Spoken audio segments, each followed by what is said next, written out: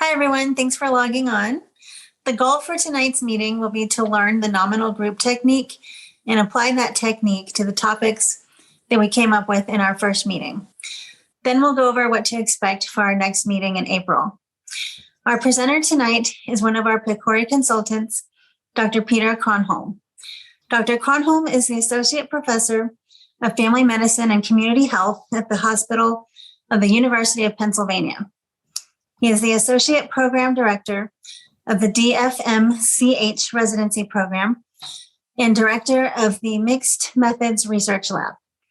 His research interests are in mitigating health disparities through health services, and some of his previous PCOR grant publications include engaging medically and psychosocially complex patients, engaging stakeholders and patients with complex health and social needs during a public health crisis, and implementing best practice patient-centered venous thromboembolism prevention in trauma centers. He's an expert in using and teaching the nominal group technique to increase engagement in PCOR projects. He is actively involved in several community programs and has many other accolades.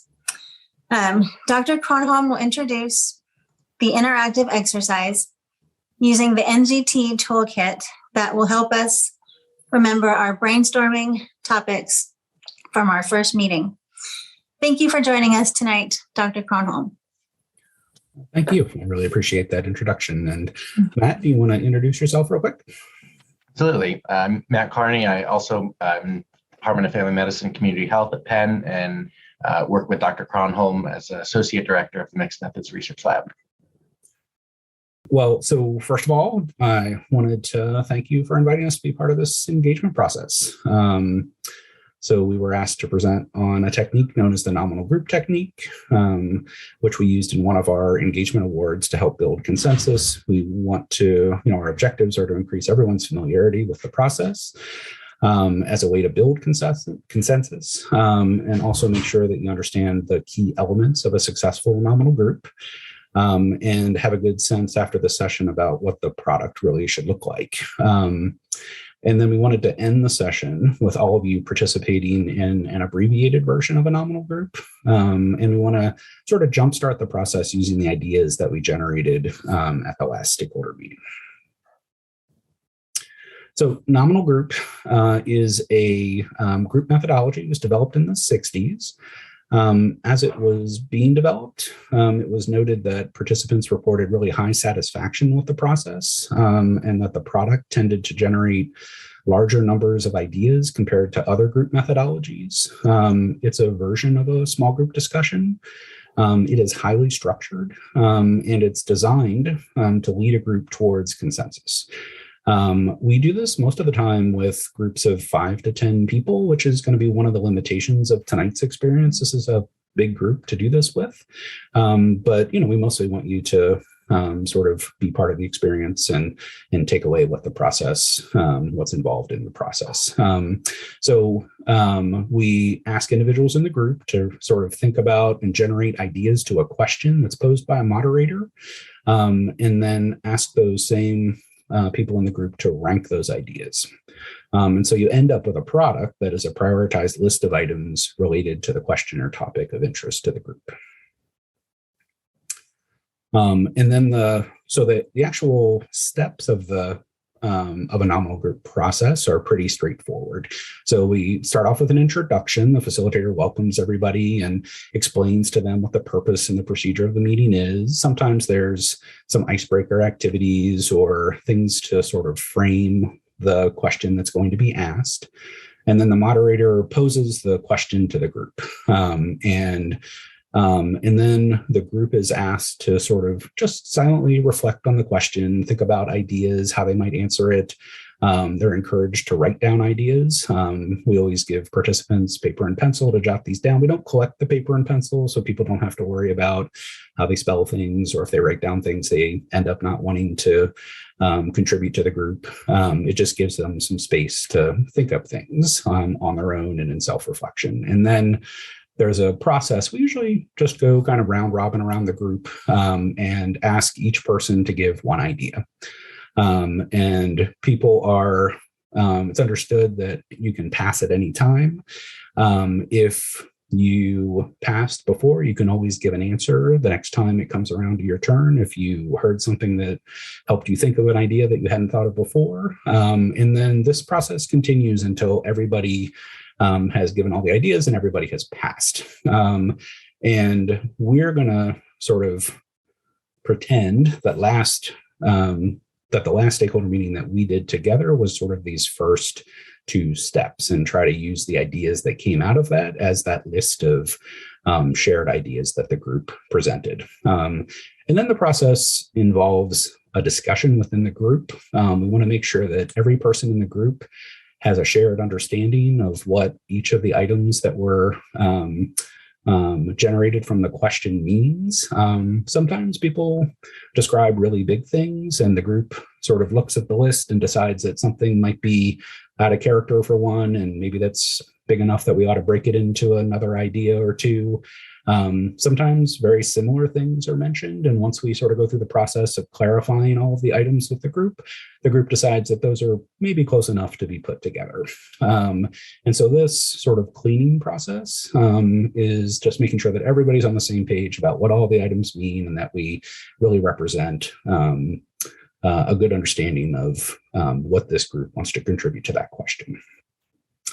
And then there is a process of ranking. So everybody writes down, is asked to write down their top 3 votes for whichever of the 3 ideas on the list they think are the most important for the question asked, and then give that card to the moderator. It sometimes helps. We often have 2 people, and tonight Matt's going to do yeoman's work trying to collect all of your votes and get them put into an Excel spreadsheet incredibly quickly. But we are often doing this on a flip chart. I'll show you some pictures of that in just a minute.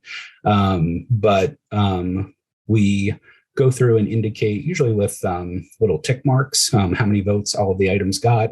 And then some groups decide to just stop with 1 voting. And you can walk away with after a single step, if it's taken a lot of time, if you don't have enough time to do another re-ranking, and then use that as your prioritized list. We often try to incorporate a re-ranking that happens after the first set of votes, where everybody can see the items that everyone voted for and actually see what the full votes were for everything. And then we ask people to just reconsider the list, and to, sometimes people are on the fence between 2 things, and having a sense of how other people thought about those items or valued them sometimes shifts how people make their votes. So we ask people to just submit their top 3 votes again, usually limited to the items that had received votes before, and then give those to the moderator, and then they collect those votes.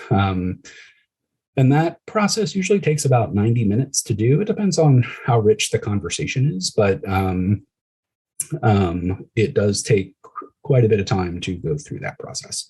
So the benefits of nominal groups are that they give people a chance to reflect silently on their priorities. This has a way of really preventing individuals from dominating the conversation. It's a particularly good method if topics are controversial, where debate might limit generation of items, if you were to just have like a focus group and dialogue about a topic. And one of the things that's really wonderful about the process is you walk away with a usable product that is reflective of how the group prioritized the items discussed. So I just wanted to give you a really quick overview of an engagement process we did with Lancaster General Hospital. We were looking at implementing programs related to the care of patients who have both medical and social complexity in their lives. We did NGTs to develop ranked priorities for these 6 stakeholder groups that are listed. We were asking them, we did 3 nested NGTs in single sessions with each of our stakeholder groups, where we asked them to identify and prioritize health issues, and then to describe barriers related to those health issues that made them challenging, and then also to generate some ideas of solutions for those challenges. And then after the groups, we also did individual interviews in our engagement process so that we could explore the NGT findings in depth and also to make sure nothing was missed. There could be topics that people didn't want to bring up in a group setting. And then finally, we held 2 stakeholder meetings where we sort of sequentially reviewed our process and products and made sure that we had a shared understanding of the priorities. This was just our sampling strategy that shows the nominal groups, the individual interviews, and stakeholder meetings for that engagement process. So again, we held separate NGT sessions for each of our groups. I will say you'll notice when I show you some of the products at the end here that we did hold 2 groups with patients, 2 separate groups, because we didn't have a ton of people show up to the first session. We were worried we didn't quite have enough folks to really represent patients' perspectives. And we used that process to get priorities for each group separately. And then we developed a process for trying to connect those results into a single sort of combined ranking process across all of the groups to sort of represent what we all sort of took away together. And we used a summary score to do that. And we made some data visualizations to try to help present our findings. So these were pictures from that session. I was mostly nervous I was going to lose the paper, so I took pictures of everything. But we used flip charts, and you can see the little tick marks where we indicated the votes that people got, and then took those home and moved all of that data into a spreadsheet so that we could look within the groups as well as between the groups. And I just show this example just to illustrate that the re-ranking process, there really was an effect of the second ranking. It shows how the NG2 really produces, so you can see items kind of move around after the second round of votes in terms of how they're prioritized. And so just really understanding that this group process is reflective of the priorities of all the individuals in the group, but also the group as a whole has an influence on the results. And then since each group used their own language and their separate topics, we came up with a process of, we developed these summary terms to try to connect similar items across groups, and then use the rankings in each of the group and sort of added those up cumulatively across all the groups to give an overall summary score. And it produced this sort of following visualization. I will definitely start by recognizing this is a super complicated figure and it has a lot of information in it. But it shows the rankings across all of our groups. So the section at the top are the health issues. So the yellow is our health issues, the red are the barriers, and the green are the solutions. And then each of the columns represents the different stakeholder groups. So we have our patients, we have community-based organizations, we had our healthcare providers, our policymakers, healthcare executives, and then our insurance providers who are represented our 6 groups. And then this is the summary score. And all of the items are ranked by the summary score within the issues, barriers, and solution portions. And the dots represented the rankings. So the smallest dot was the 3rd ranked, the middle dot was the 2nd rank, and the big dots are the 1st ranked. And so when we walked away from this, we sort of we had a sense that we had a good amount of consensus about the health issues that people found challenging, with most of the groups recognizing mental health and diabetes as really big contributors to challenging issues. You can see that sometimes there are sort of clusters where no patients identified addiction issues as a health problem, but all of the other groups had them prioritized, if not highly prioritized. And when I looked at the barriers, I would mostly just see what my takeaway from that is that there was a lot of variation. So people gave a lot of different types of barriers that were challenges, but we got a little more consensus when we looked at solutions. And we see that all of the healthcare groups really highly prioritized integration of services, and that patients and community-based organizations tended to be more focused on mental health and behavioral health supports, as well as sort of looking at improved coverage and covering basic needs. And so, I would say that this was our group that during our stakeholder meetings. And so this was a journey towards consensus. I would say that we didn't all get to the exact same place. I think that would have been pretty challenging given how all of those groups have very different perspectives. But I do think that even with that variation, we found places to work together in defining our next steps. And the nominal group was used to gather data, but it was also a really warm way for people to present their ideas and to give each of these groups voice and to be able to really represent it, how it was similar in some cases and different in others. And so we found it to be a very valuable process. And is informing, this is just a conceptual model for a comparative effectiveness trial that is being developed out of those results that we are working to get funded. So we're going to wrap up the intro. So I'm going to put the 8 of you on the spot for this process. We're going to sort of pretend that the session we had last time, which generated a lot of ideas about what were the kind of main priority areas for the congenital heart disease community. And so I looked at it a lot of different ways. There were a lot of subtopics to some of these areas, and some of them were overlapping between the different breakout groups that came up with ideas. And we ended up deciding, mostly because of a little bit of a time limitation, to just sort of focus on the main headers as a place to start. And so I just wanted to, so these were the, I believe it's 7 topics that were mentioned as priority areas for the congenital heart disease community, and wanted to just sort of have the 7 or 8 of you reflect on those and just make sure that everybody understands what each of those means. And if any of them need any clarification, for folks to just speak up and ask. The other thing we're going to do during this process is to, if any of these seem, much bigger than the other ones, or, you think maybe are too big and maybe ought to be broken up, or if any of them seem very similar and ought to be combined, that we can also discuss that. And I would also say, it's been, gosh, has it been a month? That went really fast. It's been a while since we had our last meeting.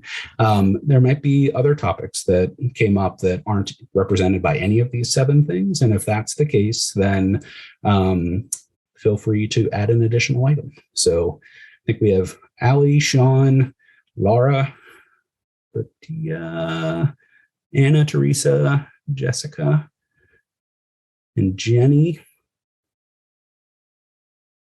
Let's see. So would any of you, do people feel comfortable with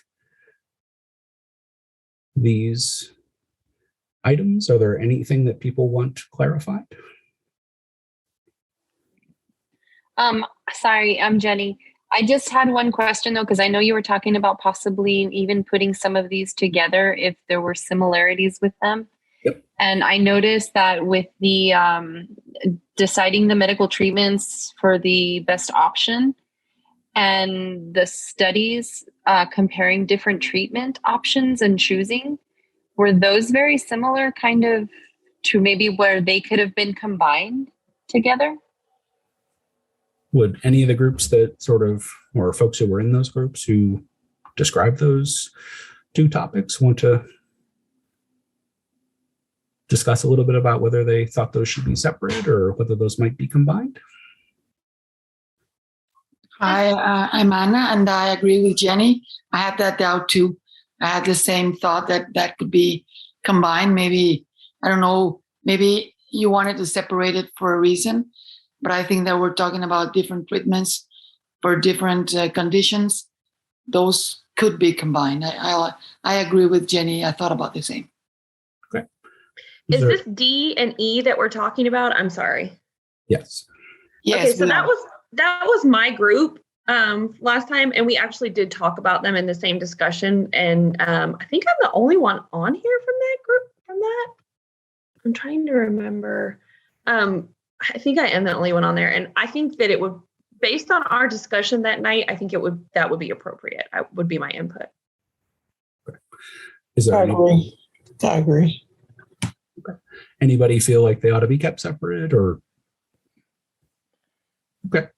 So Matt, if you, do we think one of them is a better description of what we're trying to get at. So deciding which medical treatments are the best option for a particular condition, or looking at comparing different treatment options and choosing. Any votes for which of those might be better? So I have a question. So one category that I have been dealing with myself and I thought would be a good one to talk about would be I don't even know how to say it in a way. I'm just going to tell you what it is and you can figure out a good way to come up with it. But I'm noticing that a lot of CHD patients have other issues with internal organs besides only their heart, right? So we're all trying to kind of make sense of how CHD affects the whole entire body, not just the heart. So, for example, like liver issues, many CHDers end up having liver issues, which I didn't realize, but I'm having it myself and I didn't know it was due to CHD, or lung issues. They're all like, the heart kind of controls the whole body, so they all work together. So when you say particular condition on D, I'm like, okay, is that heart condition or any condition? Anyone from one of those groups want to speak to what they meant that represented? Maybe we should rephrase D to say option for comorbidities or something like that to encapsulate that that other statement which she's trying to represent there. I'm sorry, would it just be basically removing the particular condition then when you're wording it? Because deciding which medical treatments are best options for a particular means you're going to focus on one, as opposed to maybe like she was trying to say, Jessica, was that there are other issues that can stem from it. So maybe just removing particular in that condition would, and reword that one. Maybe any CHD related condition? So the two things I'm hearing are maybe one item should be helping people decide about medical treatments for congenital heart disease. And then another item that would be understanding treatment options for other organs that might be affected by people who I agree. have congenital heart disease. Yes. Does that feel like what other people are hearing? Yes. Yes, I agree. Yes. That's what I hear. Yes. You feel comfortable trying to sort that out with the typing, Matt? I think I got the first one. The second one I may need help with. Yeah. So the first one is Help. decide about treatments for congenital heart disease specifically. Yep. And the other one was understanding treatment options for other organs that may be affected among people who have congenital heart disease.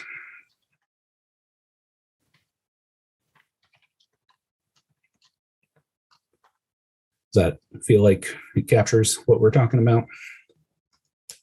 Okay. Any of the other items unclear?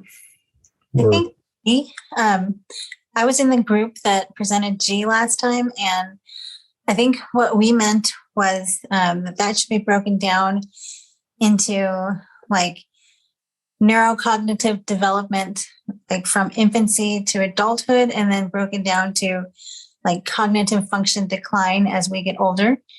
Because they say that CHD patients have a greater chance for cognitive decline as they age compared to the general population. So how would other people feel about potentially breaking that one up into two different topics? Yes. I can see that, yeah. Anyone voting for keeping it together? I think breaking it down is good because neurocognitive development is like a big thing. Breaking it up into different stages is good. Okay. So Matt, why don't we have, there you go. And then our next item in H, we'll talk about, specifically, do we want to say neurocognitive decline as a risk for patients who have congenital heart disease, or just want to say changes? Oh, I think what you said, neurocognitive decline as a risk for people with CHDs is fine. Okay. Would we put as they age on there? Yes.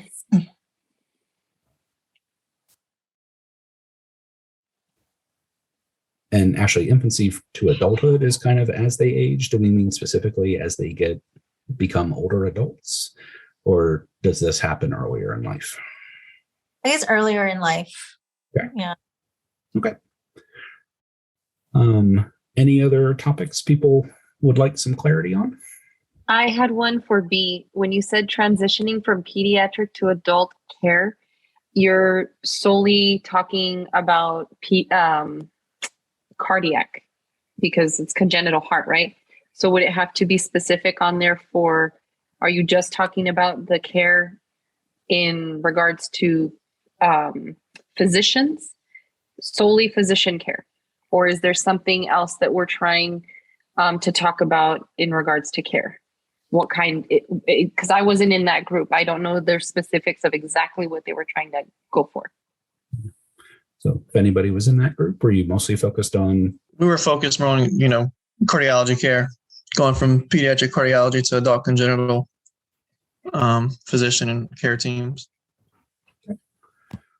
So Matt, do you want to clarify that is pediatric to adult cardiovascular care or cardiology?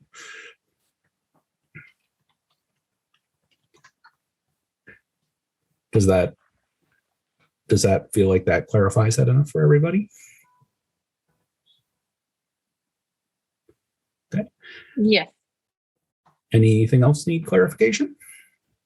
I just had a question with F, pregnancy outcomes and options for women with CHD. Are we talking only about people before surgery, after surgery, or both? Anyone from that group? Just wanted to ask because I was not that group. Are we including every stage?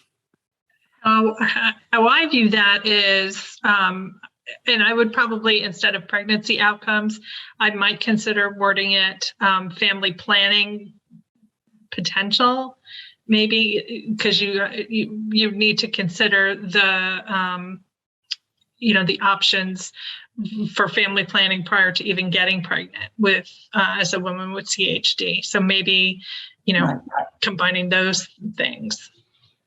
So how about family planning and managing pregnancy for patients with congenital heart disease? Right, and I'm asking this because, for example, I didn't have all this information 35 years ago, and I got pregnant before my surgery, and it was like crazy.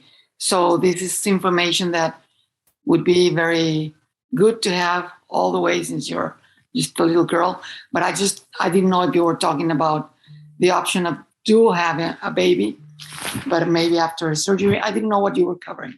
But yes, I think this covers it. Thank you. Okay. So we have our list. Any new items or other things people want to add, or people feel comfortable with this as a good representation of what we think are the highest priority topics for our community?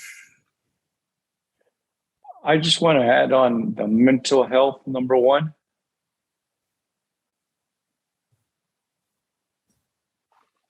What would you want to add? I guess when I was in that group and we were discussing the mental health, now mental health are we talking about? Because I know there's a lot of anxiety, a lot of stress. Once you're diagnosed with a congenital heart defect, I guess avenues to deal with before the treatment and avenues to deal with after the treatment, or when it comes to mental health. Okay. So treatment options for mental health? Right. Okay. Could I just ask if there was also sort of recognizing mental health issues as something that's a burden in the community as well? Yeah, I think that would be that would be a second topic. Correct. And people think those are different enough they want to separate those out, or do we want a single item that says recognizing and responding to the mental health needs of the CHD community? No, they need to be two separate ones. Separate them. Okay. Yeah, because you have to recognize it before you can treat it. Okay. So we'll add another row. Any other things need to be broken up or clarified? Sorry, could we that was recognizing mental health. Recognizing the mental health issues experienced in the CHD community.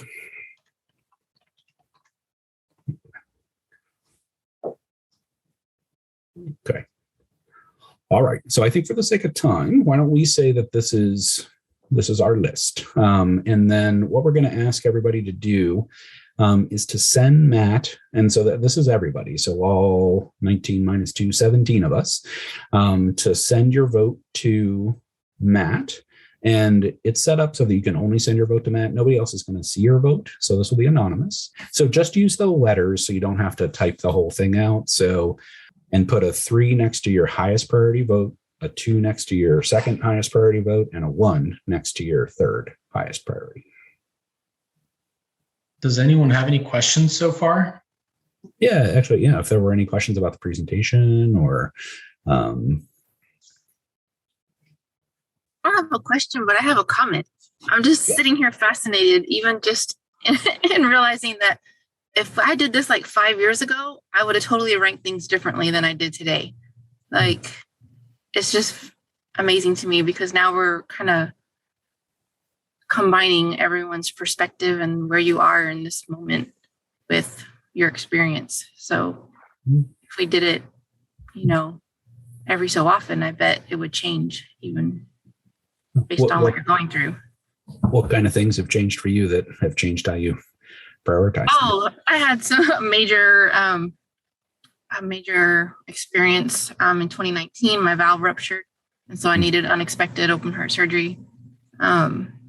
And that just brought to light, I guess, that I'm not as young as I've always thought I was. It felt, like you live your life not really thinking about it sometimes. And then it just, kind of smacked me in the face with it. So it's just really interesting how this process works. I totally agree with you, Michelle. I mean, just going through the process of open heart surgery changed my perspective completely based on what I would have said before.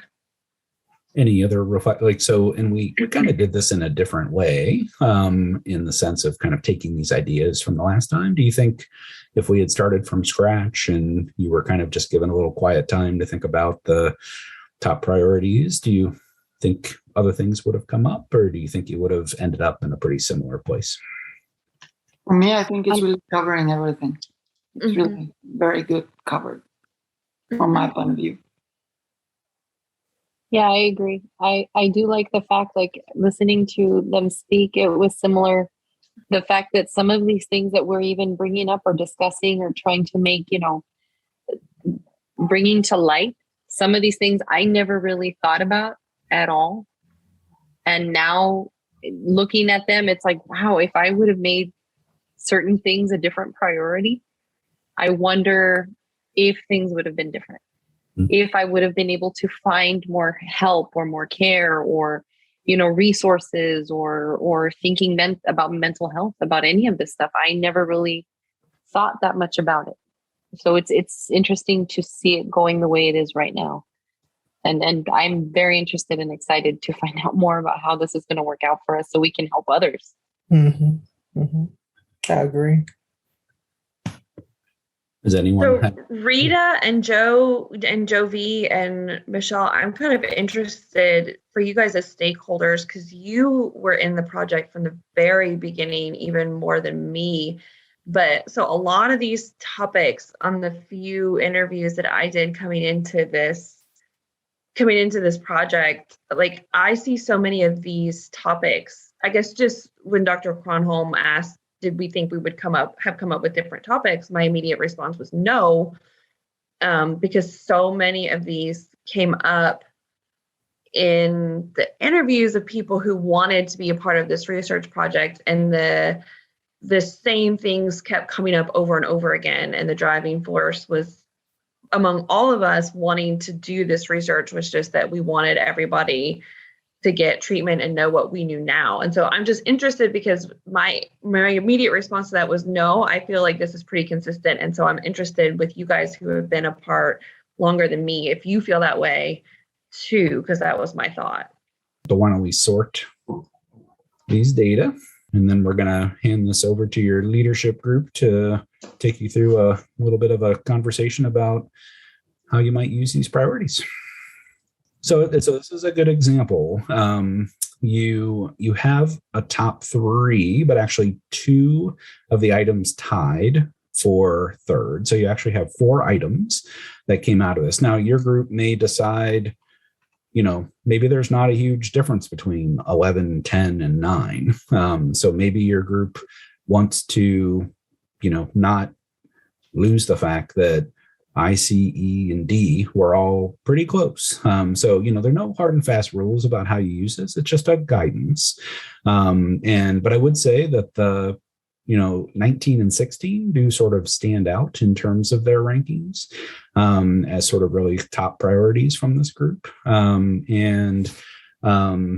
And then, if we had a little more time, it would be really fascinating to kind of do this one more time and see that now that you've seen how other people in the group have thought about these issues, if it might have affected your vote. And I'm going to hand this over to our leadership group to maybe take us through a conversation about these results. Thank you, Matt, by the way. So this was a really great exercise. It's really interesting to see what the group values as a whole as their most important priorities. So I definitely hope that we can work more with this. And like you said, maybe have another round of voting later on. And I think that will definitely give us a good direction to go in as far as shaping and developing our research questions. So thank you for teaching us this technique.